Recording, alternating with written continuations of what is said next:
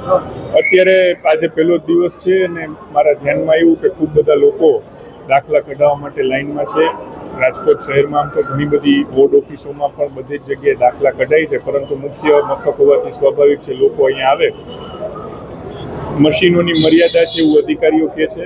જે કાંઈ મર્યાદા હશે તો દૂર કરીશું, પણ જે લોકોની લાંબી લાઈન છે આવા તડકામાં, તો એમને પૂરતી સુવિધા મળે એ માટે ખુરશીઓ મુકાવવાનું કીધું છે, ઠંડક કરવા માટેનું કીધું છે, અને પાણીનું જે કાંઈ વ્યવસ્થા છે લોકોને દર અડધી કલાકે પાણી પીવડાવતા જાય આવી વ્યવસ્થાઓ અત્યારે આનુષંગિક કરાવી છે. બાકી હું ઓફિસમાં અમને ડીએમસીને પણ મેં સ્થળ ઉપર પહોંચવાનું કીધું છે.